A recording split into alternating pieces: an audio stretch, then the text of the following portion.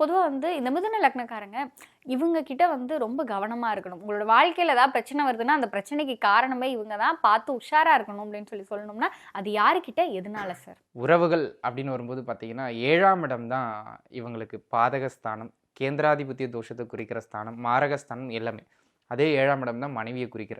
இது எல்லா லக்னத்துக்கும் பிரச்சனையா வரும். அது வேற விஷயம். நான் ஆண், பெண் இருபாலருக்கும் சொல்றேன். சரிங்களா? மிதுன லக்னத்துக்கு கொஞ்சம் கூடுதலா வரும். ஏன்னா, சில பேர் சொல்லுவாங்க, கல்யாணம் பண்ற வரைக்கும் கல்யாணம் பண்ணணும்னு சொல்லுவாங்க. கல்யாணம் பண்ணதுக்கப்புறம் அவன் தம்பி பண்றான்னா, எதுக்கு இந்த தேவையில்லாத வேலை அப்படின்னு அட்வைஸ் பண்ணுவாங்க. நீங்க பலர கேள்விப்பட்டிருப்பீங்க. இது விளையாட்ட சொன்னாலும் பல பேர். ஆனா என்னன்னா, நம்ம அதுக்குள்ள போய் தான் ஆகணும். அது வேற வழி கிடையாதுன்னு வச்சுக்கிடுங்களேன். எப்பவுமே இவங்களுக்கு வாழ்க்கை துணையுடன் தொழில் பண்றாங்கன்னா, தொழில் பார்ட்னரோட. அதாவது அவங்களுக்கு பார்ட்னர்ங்கிற பொசிஷன்ல யார் இருக்கிறாங்களோ, அவங்களோட எப்பவுமே ஒரு கருத்து முரண்பாடுகள் இருந்துகிட்டே இருக்கும். வாழ்க்கையில இவங்க உயர்றதுக்கும் அவங்க வாழ்க்கை துணை தான் காரணமா இருப்பாங்க. வாழ்க்கையில இவர் கஷ்டப்படுறதுக்கும் அவங்க வாழ்க்கை துணை ஒரு முக்கிய காரணமா இருப்பாங்க.